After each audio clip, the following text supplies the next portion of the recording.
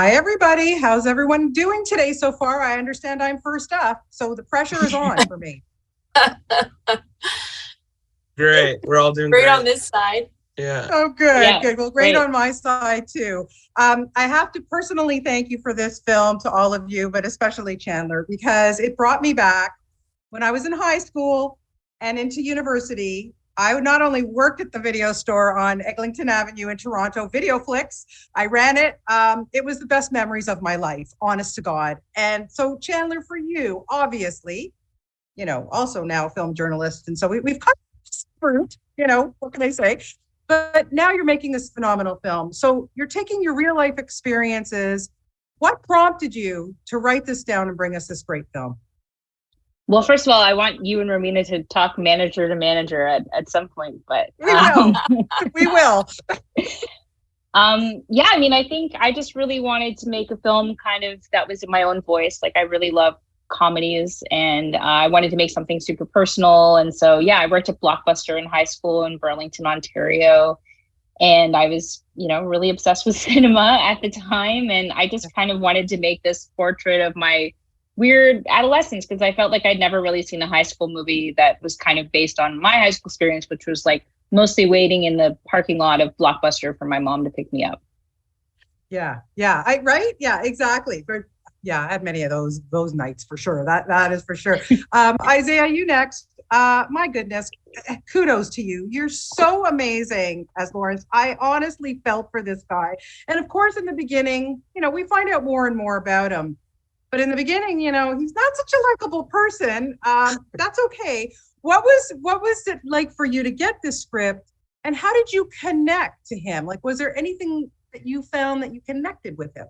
Oh yeah, totally. Like, you know, even the very like indulgent and narcissistic aspects of the character. I read the script and I'm like, oh wow, I've never really kind of, like Chandler said, like seen my own experiences, or, you know, the character arc of growing up from being like that kind of like jaded, bitter person, and who, right. Like, you know, I related to really like every aspect of the film. It really resonated with me, and as soon as I got it, I was like, oh, like I need to get this. No one else is gonna do this justice. Yeah, well, you did it justice. That is for sure. There's no question about it. And Romina, for you, yeah, let's talk managing a video store. Now, first part of the question: did you ever work in a video store? Was it something that you did back in the day? Well, I didn't work in a video store firsthand. My big sister did. And so we had the discount rentals. So we were there every Friday and Saturday renting. So I grew up in video stores in that sense. But Chandler, having had her experience in a video store, kept in touch with the manager that she worked with at the time. So she and I connected, and she was like she's this very spunky, smart, fun woman, and she would give me all like the inside tips on sort of how to cut corners where possible, how to be a good manager, all about, you know, teamwork. And she was like my number one managerial inspiration on that side of the coin. Yeah, and then, you know, well, we learn a lot about Elena too. I don't want to give anything away, of course. Yeah, but it must have been fun to kind of just peel away the layers about her and learn why she works there, who she is, you know, how she deals with her coworkers. I found that so fascinating. Thank you. Yeah, I agree. I don't want to give too much away either, but she was a very complicated, nuanced, neatly messy woman on the interior. And I think Chandler did a really brilliant job of revealing slowly as the film progresses. And I think she's very relatable to audiences, both as, you know, she is an actor, which is revealed very early on. And so any artist can relate to the ups and downs of that. But just being a woman in the world and the complexities of that sometimes, she touched my heart, and she's never left.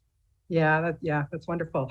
Chandler, tell me about the challenges of recreating a video store and getting all those videos in VHS. Oh my goodness. Yeah, I mean, that was a real odyssey. I feel really lucky that I got to work with a really brilliant production designer Claudia Del Orso and my art director Todd Bolton, because yeah, I mean, there's a reason that nobody's making like a blockbuster coming of age movie every year. It's because you have to source an entire video store full of movies and get these highly specific props, which don't exist anymore. And our set deck was actually from an abandoned blockbuster that I heard about in Northern Ontario. And one day, my executive producer, Vicky, just sent me a picture of someone standing in front of this giant blockbuster. And I was like, oh my God, where is this? And it was in Owen Sound.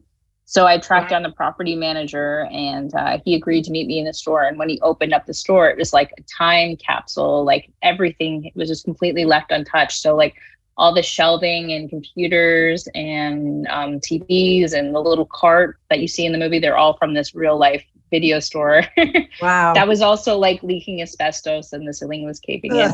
Okay, you got to take the good with the bad, I guess. Right? Yeah. But then, you know, we also managed to make these like amazing deals with film distributors and independent filmmakers. So my producer, Evan Dubinsky, you know, he talked to Lionsgate. So that's how we have like 1 million copies of Rules of Attraction and American Psycho 2 in the movie, which were all films that I personally stocked on the back wall. Yeah. Yeah, I mean, I feel like the movie is just such a love letter to movies. So it was really important to me that I just wanted to be back in a blockbuster. So I kind of had to like selfishly make this film. And we have a carpet, which I fought really hard for. Well, yes, absolutely. Now, Isaiah, first, 2 parts of question. What was it like for you to do video store training? And also, what was it like the first day you walked in and saw this set? Like, your mind must have been exploding. You know, it's been a very, very long time since I've seen like a corporate video store chain. So it was quite like, it took me back. And then also like the first day, like the first time I saw the set was also, that was like our employee training day where we did all the Blockbuster video store employee training and like learned how to make memberships, and we got to work on how you push the cart. You know, you got to really like, this is lived in, you know, like how are you going to push the cart? Yeah, there's a lot of little nuances. It's not as easy as it looks. A lot of complexities. It's not as easy as it looks, for sure. Romina, tell me a little bit about bonding with I can't imagine you not immediately getting along with Isaiah. Like, the two of you had such a great relationship on screen, and it was, you know, it's just so special. Tell me a little bit about working with this guy. I'm jealous. I'm really jealous. I agree. Isaiah is very special. I remember I had my first audition tape, and this was during COVID. So it was a Zoom, it was a tape. And then my callback was over Zoom, and I had a chemistry read with Isaiah. And, you know, in reading the script, I was imagining what this kid looked like, was like, where are they going to find him? And then, you know, Isaiah came up on my screen, and I was like, wow, that's epic casting. So I really fell in love with the language of the script. I fell in love with Alana, my character. And then at our first table read, which was also over Zoom, where all the cast and some crew get together and we read through the script sort of as a family. And I got to see Isaiah embody this person and our characters meeting in that way. You know, that's when I fell in love with the future of the film. It was when I got to see him in the place of Lawrence. So I think it was sort of like, you know, we weren't like spending hours calling each other when we weren't on set and like hanging out for hours. Like I think the chemistry came because he showed up with such an intimate understanding of who Lawrence is. And I did the same with Alana. And we just got to like hit our marks and take a deep breath and see each other. And it was easy to find each other, I think. Yeah, it was wonderful. It was wonderful. Okay, I have a couple seconds to wrap up. My last question, I'm going to direct it all 3 of you. Okay, so it's very sad to me that there's really no more video stores and everything's on streaming. But pretend you work in a video store. Chandler, we're going to start with you. What would be your best recommendation of a film that's out, that it's something current, or actually doesn't have to be current? Go. Chandler first. Tar by Todd Field. It's the best comedy of the year. Yeah, it was good. Kate Blanchett can never go wrong. Okay, Romina, your recommendation for best film. What would you recommend? It doesn't have to be current. Whatever you want. Silkwood. Oh, good one. Oh, good one. Good one. Okay, Isaiah, you get to wrap it up. See, mine, when I worked in the video store, I always recommended Australian films. Breaker Morant was my favorite one. That was my go-to. What about Muriel's Wedding? Okay. Oh, Muriel's Wedding. I mean, come on. Yes. Okay, Isaiah, you get to finish us off. Oh no, I'd have to go check my Letterboxd account to see what I've been watching recently. You know what? I'd probably throw it back. I watched Leaving Las Vegas last week, and I really, really liked it. So I'd talk up Leaving Las Vegas. Good Nick one. Cage. We have some excellent recommendations.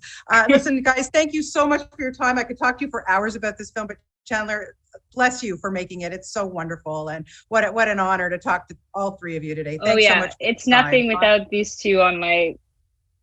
Right. Because they really you're all amazing. Thank you so much for your time and best of luck with it. Thank you so much. Thanks a lot. Okay. Bye guys. Thank you. Bye. Thank you.